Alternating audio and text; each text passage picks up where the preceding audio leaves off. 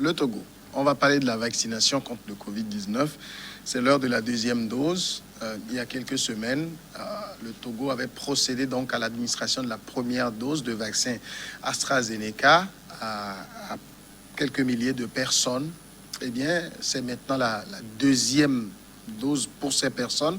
Entre les deux doses, il faut observer entre 8 et 12 semaines selon certains médecins. On y est maintenant, Pasteur Ido Komi.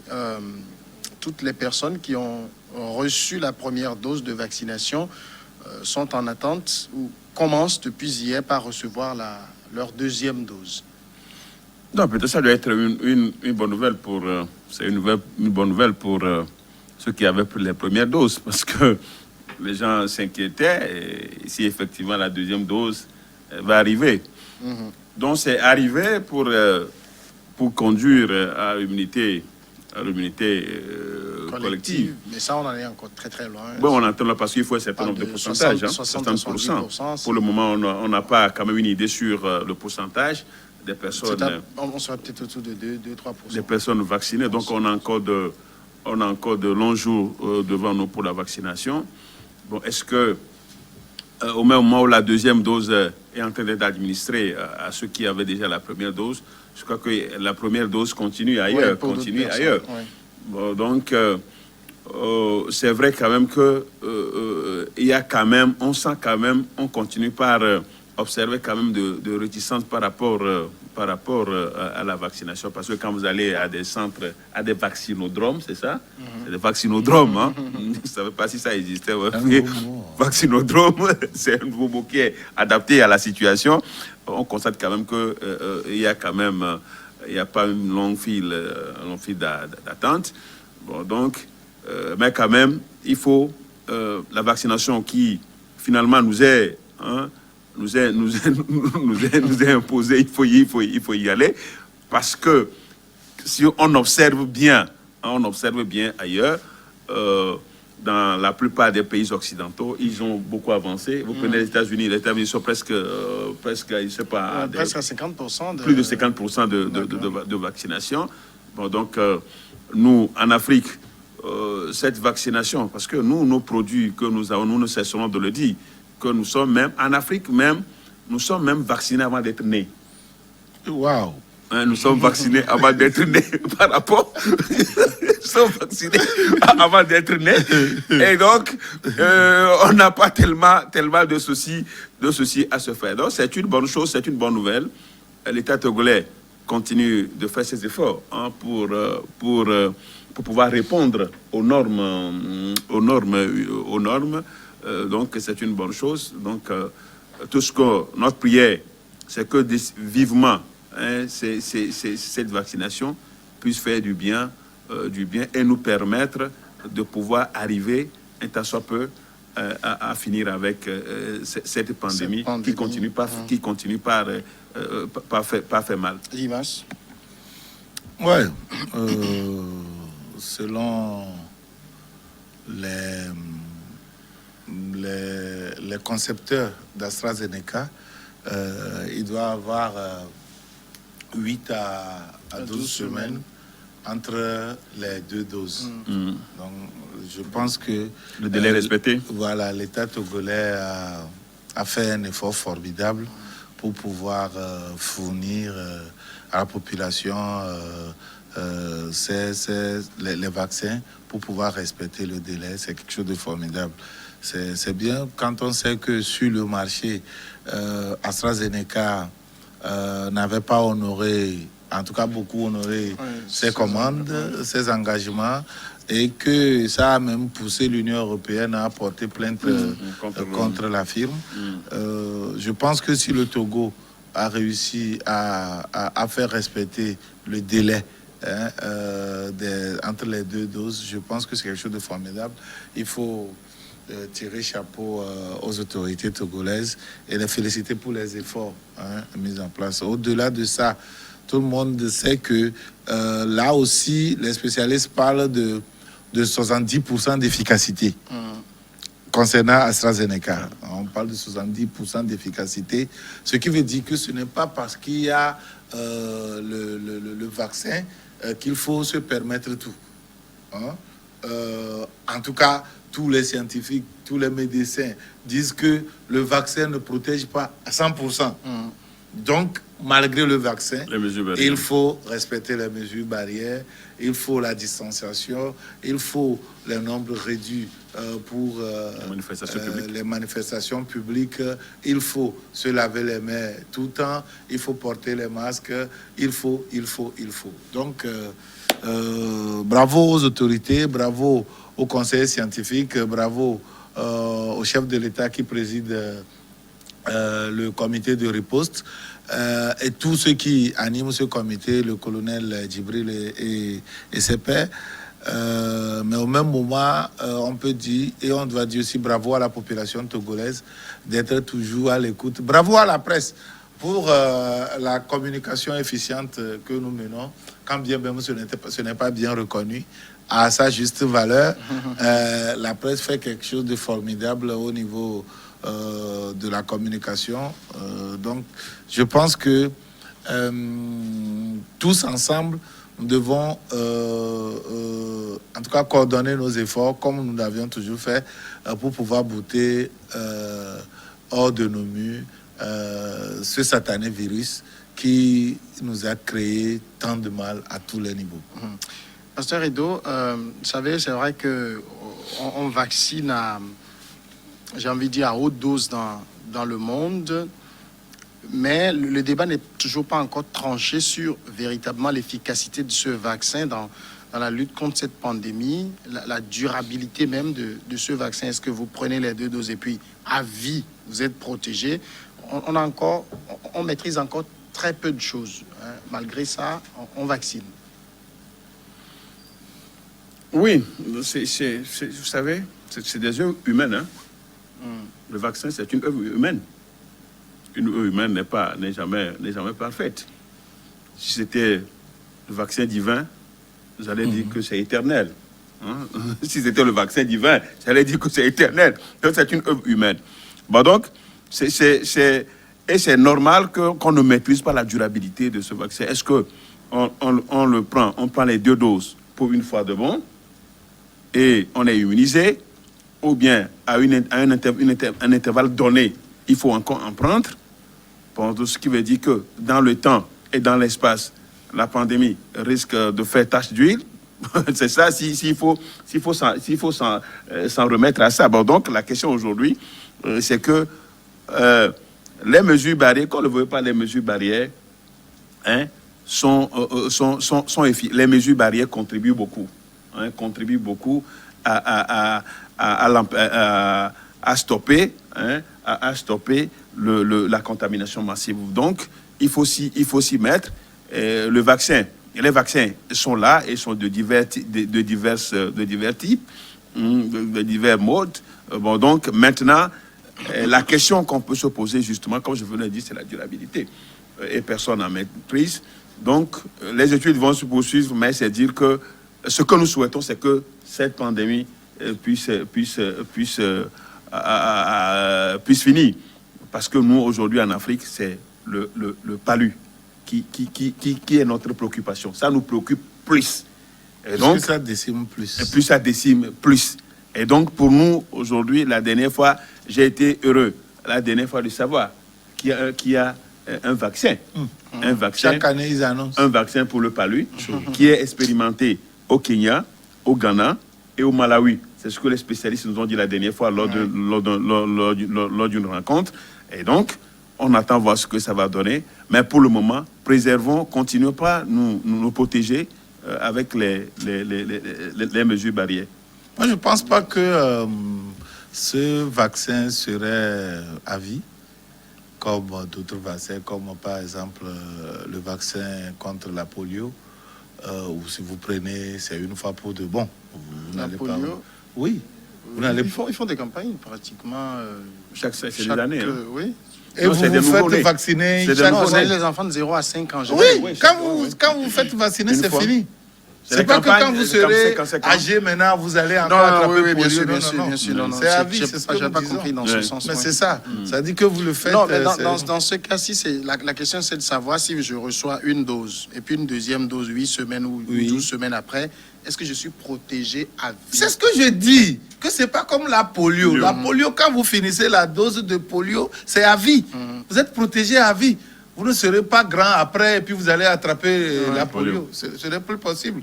Mais ceci, non, puisque si vous allez en Europe, en Occident, chaque année, ils se vaccinent contre la grippe saisonnière. Contre la grippe saisonnière. Et donc, si on va être dans un schéma comme ça. Voilà, si de simples grippes saisonnières, on n'arrive pas à trouver des solutions à vie. Je ne pense pas que c'est contre cette pandémie, contre le coronavirus. Bon, à moins qu'on dise que Corona, c'est quand même spécial par rapport à la grippe saisonnière. Peut-être là. Mais on attend toujours le miracle de la science. Et nous allons voir. En Afrique, nous autres, aux côtés de la science, nous avons aussi la prière, la croyance. Et nous prions et nous pensons que là où la science reste inefficace, la foi prend la relève. C'est comme ça. Oui. Et cette foi ne nous déçoit pas. On peut se moquer de nous. On peut penser que les Africains ont mis l'église. Les Africains, c'est eux qui font telle pratique, telle autre. Mais la preuve est là. La preuve est là actuellement. Ce n'est pas contre l'Afrique où on a prédit l'hécatombe. Ce n'est pas contre cette Afrique qui a cette hécatombe-là. Hein? Toutes les prédictions faites à l'encontre de l'Afrique, que ce soit au niveau du sida, que ce soit au niveau d'Ebola, que ce soit au niveau de chikungunya, que ce soit au niveau de Lassa, que ce soit au niveau de tuberculose, tout. Mais l'Afrique s'en sort toujours. Ça veut dire qu'il y a quelque chose de plus. Il y a quelque chose de plus. Ça, c'est clair. Et ce quelque chose de plus-là, c'est la foi. Nous gardons toujours la foi. Ceux qui pensent que croire en Dieu, c'est les Blancs qui ont amené, alors les Blancs, quoi. Non. La dispensation de Dieu est passée d'une étape à une autre et d'une région à une autre. Ça ne veut pas dire que c'est telle région qui a fabriqué ça et donc obligatoirement, si eux, ils sont des apostats maintenant, s'ils sont frappés d'apostasie, alors nous aussi, nous devons obligatoirement être... Non. Quand je vois des gens qui disent que j'ai un éminent penseur africain que je respecte beaucoup, qui dit que le paradis n'existe pas, c'est une fabrication, Jésus n'existe pas, c'est une fabrication de Paul et patati patata.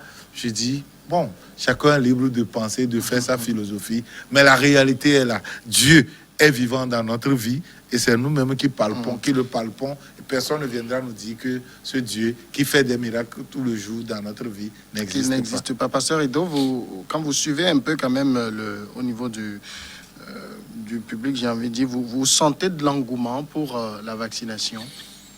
Oh, de l'engouement, vous savez, il faut avoir le courage de dire qu'il n'y a pas d'engouement. Au fur et à mesure, je crois, la campagne de sensibilisation se poursuit. Et c'est tout à fait normal. Vous savez, il y avait beaucoup de choses qui ont été dites sur le vaccin. Et donc, ce qui du coup, fait... ce qui, du coup, n'encourage pas les gens à aller se faire vacciner. Mais quand même, il faut reconnaître qu'il y a des gens qui y vont. Bon, donc, ceux qui y vont ne sont pas encore morts, sont toujours en vie.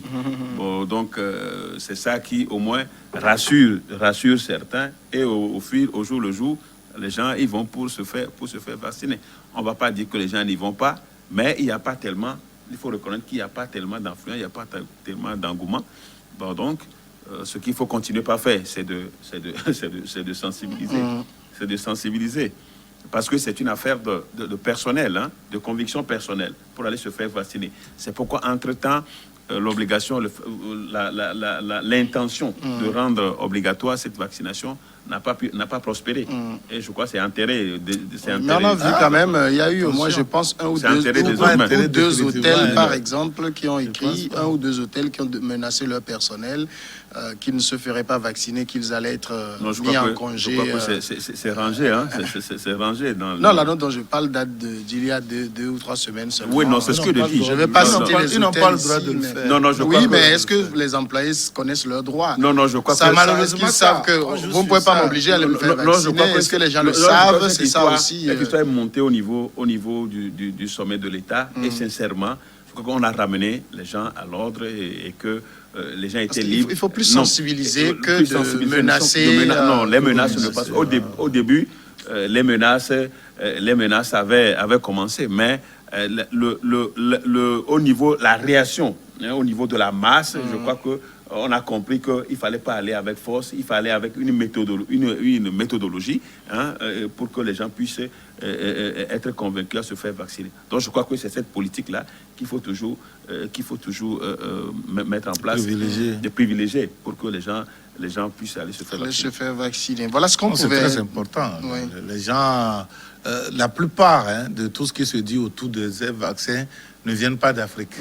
Les Africains ne font que colporter tout ce que les scientifiques. Hein. Oui, oui, parce que c'est ça, on oublie de le dire. Il y a C'est d'autres ça. scientifiques de renom qui sont de renom. anti tout ce qui se Ah fait. oui, professeurs de des renom. anciens fonctionnaires de Pfizer oui. qui critiquent. Qui refusent même de se faire vacciner. Vous vous rappelez, des gens refusent. refusent. Le Refusent même de professeur se faire Montagnier, vacciner. co-découvreur du virus du sida. Oui. Le professeur Montagnier Montagnier. est allé, pas avec des mains mortes, contre les vaccins, là, le vaccin de Moderna et tout ça. Là. Et ils font des démonstrations scientifiques qui découragent. Mais on parle de théorie du complot. Oui, mais on parle de La théorie théorie du complotiste. complotiste. tout La ça, théorie là. complotiste. Ok, pour le moment, je pense que nous avons des scientifiques de renom à notre niveau aussi qui analysent les produits et donc comme ils Analyse. acceptent. Oui, je pense. Hein. On Je a ne pense aucun pas laboratoire de contre-analyse. Les gens reprennent juste les données qu'on leur envoie Donc, sur on leur papier envoie, et et puis puis bon. qui récitent. Ah, donc on me dit maintenant que quand c'est arrivé avec nos petits appareils là, on ne peut rien faire comme Oh, test non, pour pas vérifier grand-chose. quoi que ce soit. Non. Et on va consommer comme ça. Donc, je crois que le fait de dire que nous avons des appareils sophistiqués plus que les États-Unis, non, quand même, c'est une illusion. Bon, c'est vrai. Non, là aussi, il ne parle pas de. quand ça vient. Il ne parlait pas de. Quand ça vient. de Il taxes parlait de du vaccins. Il test. parlait du test. Hein. Il parlait du test. Quand Alors ça que vient. le test, on l'achète. On l'achète. Alors qu'on les achète, ce n'est pas nous qui les fabriquons. Ou on les achète où? Ce n'est pas nous qui les fabriquons. Donc on les achète toujours. D'accord. En tout cas, voilà ce qu'on pouvait dire sur ce Même sujet.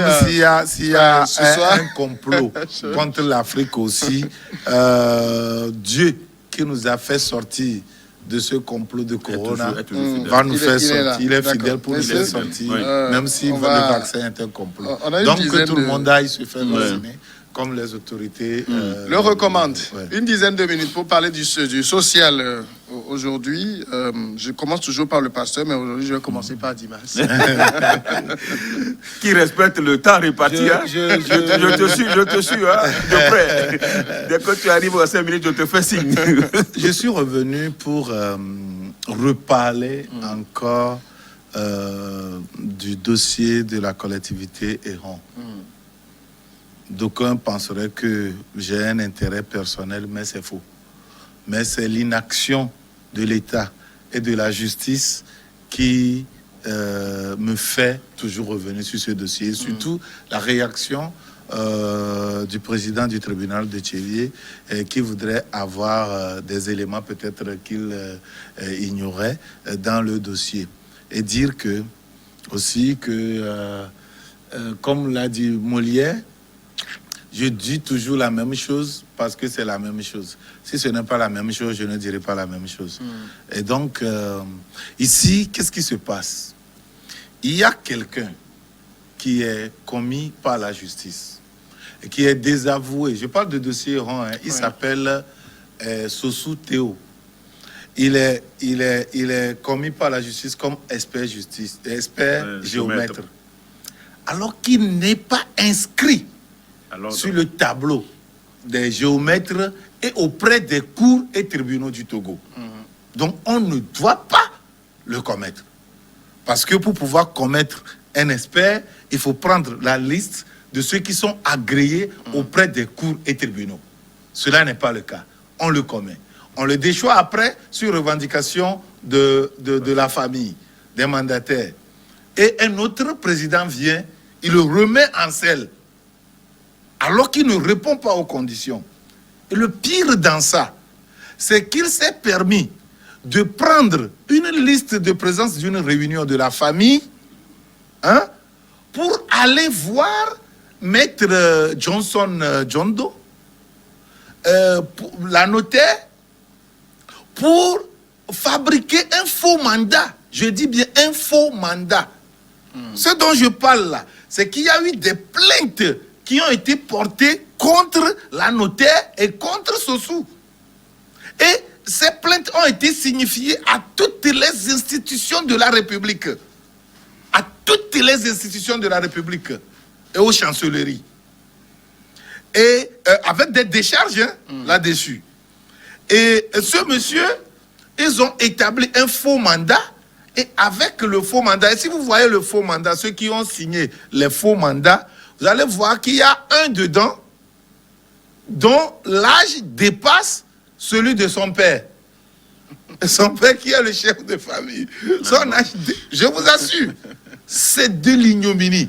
Et avec ce faux mandat, ils ont remis en cause une décision de justice, une homologation déjà faite par la justice 6 mois après, et qui devait se faire si la collectivité, une branche de la collectivité est oubliée, mais ici, toutes les branches de la collectivité sont satisfaites, mais une seule personne, avec le faux mandat fabriqué par Sossou Théo et la notaire Johnson, ils sont partis encore auprès de la justice. Ils sont couverts parce qu'à chaque fois que vous allez pour dénoncer les écarts de ce monsieur Sossou Théo, on vous dit clairement qu'il a tel gros bonnet qu'il a derrière lui et je ne veux pas faire quoi là. Et ils ont bousillé plus de 37, sur une parcelle de 37 hectares, ils ont bousillé la grande partie, la totalité, pour ne pas dire la totalité, de la parcelle appartenant à Eon. Et toutes les interventions, que ce soit au niveau des différents ministères qui devaient intervenir dans le dossier, le ministère de la Sécurité, le ministère du Foncier, tout ça là, sont restés lettres mortes. Il est au-dessus de tout le monde, il menace tout le monde, et les gens sont là. Ils vivent dans la paupérisation, dans la pauvreté avancée, et Sossou seul, un géomètre qui se lève, qui dit que lui, il a fait rétracter les mandats des mandataires, le mandat des mandataires, et que c'est lui qui se prévaut de la paternité de ces parcelles, et il amène beaucoup de gens sur le terrain. Actuellement, on est venu avec un blanc qui a acquis des hectares, qui leur a remis 14 millions, on a amené le chèque, 14 millions pour prendre des parcelles là-bas, alors que la famille est là. Ça veut dire quoi? D'accord. Ça veut dire quoi? Il faudrait que l'État se réveille, que les autorités se réveillent et que cette complicité de la justice cesse pour que droit soit fait, soit rendu à cette famille-là. C'est ça. Pasteur Edo. Alors, je voudrais interpeller le ministre de la Santé sur les coûts, l'harmonisation des coûts de tests de dépistage au sein de l'UEMOA. Depuis le 25 mars dernier, il y avait une vidéoconférence des chefs d'État de l'UEMOA. Il a été arrêté que les coûts soient uniformisés à partir du mois de mai. Ce mois de mai, les coûts soient uniformisés. Ça, c'est une décision des 8 chefs d'État de l'UEMOA à partir du mois de mai. Et voici le nouveau tarif. 25 000 francs pour le dépistage par la voie aérienne et 5 000 francs par la voie terrestre. Et il a été même encouragé, ils ont exhorté les chefs d'État à ouvrir progressivement les frontières. Donc, dans les pays comme le Mali, la Côte d'Ivoire, le Sénégal, le Burkina, les frais ont été déjà harmonisés selon la décision de l'UEMOA. C'est bien fait, bien propre. Alors, j'interpelle le ministre de la Santé du Togo et même les ministres des autres pays à harmoniser. Ça ne s'est pas fait au Togo? Est-ce que vous avez déjà... On n'a pas encore communiqué. Nous, on a même interpellé. Nous avions déjà... Moi, j'ai eu à interpeller le ministre de la Santé. Je l'interpelle encore. Parce que c'est une décision de la sous-région des pays de l'UEMOA. Hein, ça doit être ainsi et ça doit être ainsi. Donc, une fois encore, j'interpelle le ministre de la Santé. L'autre aspect, c'est le paludisme. Hein. Vous savez, nous rentrons vers la période de la saison des pluies et que le palud, les moustiques continuent font encore rage. Et je voudrais inviter les gens à dormir sous le moustiquaire. C'est très important parce que nous le disons, nous n'avons pas de vaccin, nous n'avons que des fortifiants, nous n'avons que des produits qui ne traitent pas, hein? Juste qui, comment l'appelle-t-on, hein? qui juste ne guérissent pas. Hein? C'est des calmants ce que nous avons. Quoi? Les produits contre le palud? Oui, c'est des calmants. Non, ça traite. C'est des traite calmants. Définitivement. Non, ça traite tout ça. Non, ça traite, sauf que ça revient. Oui, bien sûr. Sauf que ça revient, puisque les moustiques vivent toujours. Oui, non, je dis oui. Donc c'est pourquoi. Non, ça c'est des calmants. Les moustiques vivent toujours. Non, donc, on continue. Ce que tu as attrapé, vous savez, on traite ça quand même. Est-ce que vous convenez pas immunisé contre. Vous convenez avec moi que les firmes pharmaceutiques puissent fabriquer des produits qui puissent traiter définitivement le palud? Non, pas du tout. Non, ça devait être un vaccin. Oui, bien sûr. C'est pourquoi, pour moi, nous avions. C'est pas toi-même qui as parlé tout de suite aussi de vaccin qui est en train d'être expérimenté. La dernière fois, il y a eu quand même distribution des moustiquaires. Mais nous constatons que les gens se servent de ces moustiquaires pour faire autre chose. En tout cas, vous assurer aussi que c'est pas aller partout. Hein. Oui, non, ce n'est pas aller partout, mais quand même ceux qui en ont, je les invite à dormir au moins sur le moustiquaire pour éviter le ravage du palud. En tout cas, vers chez vous, on fabrique beaucoup du gari. Il ne faudrait pas que les moustiquaires servent à presser les aliments chez moi. Pour presser. Même en ville, même dans la capitale, les moustiquaires sont destinés à autre chose au lieu d'être utilisés pour empêcher le ravage du palud. Donc, une fois encore, merci. C'est très important. Beaucoup, Pasteur Edo. Merci beaucoup. Merci Dimas Dikodo. C'est moi qui vous remercie. Merci également à tous d'être restés à notre compagnie. On se retrouve demain pour un autre rendez-vous.